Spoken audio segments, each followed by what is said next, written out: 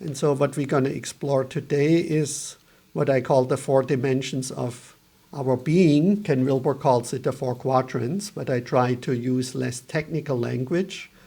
And what I do a little different than Ken, that comes from Roy Bhaskar, is that I put the witnessing self or the subject, right, that's the part of you that cannot really see yourself, but it can look at things. It's like your face, right, that looks out into the world, but unless you look in a mirror, it cannot see itself.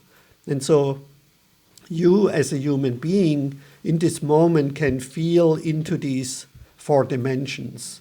So that's a little exercise that I do at the beginning, that I just ask you for a moment to take a deep breath and maybe close your eyes.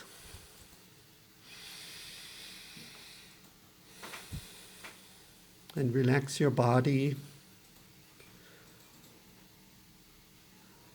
And bring your focused attention into your body. Maybe you can look on the inside of your eyelids if you have your eyes closed. And as you focus your attention onto your inner awareness, what is alive in you right now, including your thoughts, your feelings, your projections, your hopes, your desires, your intentions, your intuitions,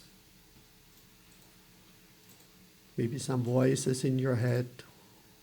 Oh, this is really exciting, or this is boring, why did I do this, or I'm so glad I'm here. There may be all kinds of different voices, like a skeptic or an excited person. Something's alive in you. And then you can open your eyes again, and probably also almost automatically once you do that and you refocus back on maybe what you see on your screen, you start to move from your interior back into the exterior. But what you just experienced is your relationship with yourself, with your inner individual self.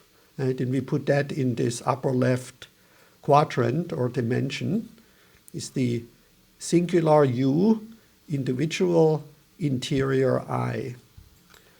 And then when you would in the practice, right, you will share this individual I, and you will also share how this individual I has been created by your culture, right, to your language, to your parents, your teachers. Practically all the things we know, we learned from other people, right? Our experiences, our interpretations, they're private, they're individual, but many beliefs that we have and the language we speak, etc., that is connected with our culture and how we share our inner self and how we understand the inner self of others. Like when we say, why are you doing this? Or why do you believe this? Right? That's when we interact, we show curiosity and we are curious about the interior of another person. And that happens in the lower left, in the V space. If we look into, the self becomes aware, oh, there's other people and they have feelings and thoughts and we agree or we disagree. And we have different cultural backgrounds, etc., etc. Okay, so we'll do an exercise where you feel more into that, but you want to be very clear about, are you sharing an inner experience or are you sharing something about your cultural conditioning? Then you also, as a subject, have a relationship with your physical body. And that's fairly easy to understand, right? That's your age and your gender and your looks and your organs and your health and how you take care of your body, exercise, sleep, food, things like that. Sexuality, of course, falls into that. The physical part of sexuality falls into that quadrant, but also hormones and brain chemistry and synapses firing off in your brain. So everything that's energetically or physically measurable falls into this upper right dimension of your being. And then finally, you have a social environment. This is everything that's physical around you, physically around you, man-made or women-made, and also nature. So Ken Wilber usually doesn't really include much of nature there, usually, but so we include everything that's physically existing outside your body. And specifically relevant for relationships is, of course, what your possessions are, or what uniquely supports your body to stay alive. So you can include the air that you breathe, and your house, and your money, and your car, and your food, and everything that's material that sustains your body falls into this lower right dimension. Right? So that's the lower left is non-material, and the lower right is material. The upper right is physical, and the upper left is non-physical. Right? It's non-material. And one is interior, one is exterior, one is singular, and one is plural. So these are the 4 dimensions that form the foundation for the integral relationship model. So you're probably 80% at having an integral relationship. So this is how an integral relationship looks, that both partners, of course, bring these 4 dimensions to the relationship. So each partner brings the 4 dimensions, and then when you get together, you somehow try to align these 4 dimensions. And as you will see, very often our focus is not simultaneously in all the 4 dimensions. Right? So some people may have more an emphasis, a need in certain dimensions, or an attraction to their partner in certain dimensions, and maybe not even have awareness, or maybe don't want to share themselves in particular dimensions.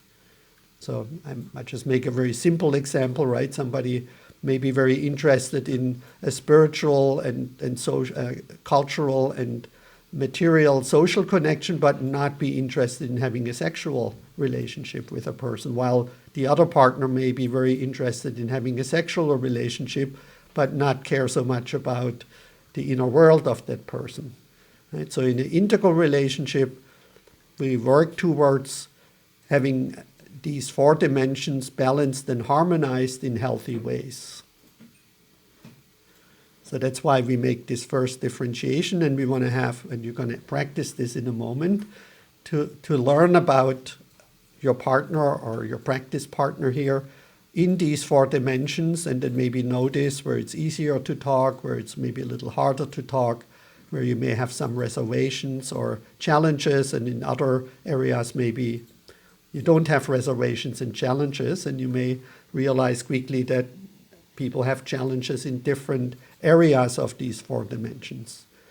And if you're a coach or a teacher or a facilitator, and people come to you and say, well, I'm really having these relationship problems, blah, blah, blah, you usually can quickly see what is the source of the relationship conflict or challenge. And usually if there is a big challenge in one of the 4 dimensions, it ultimately then affects all the other dimensions as well. So, so it's helpful to get to the root, where is the core problem, and how does that then affect the other dimensions.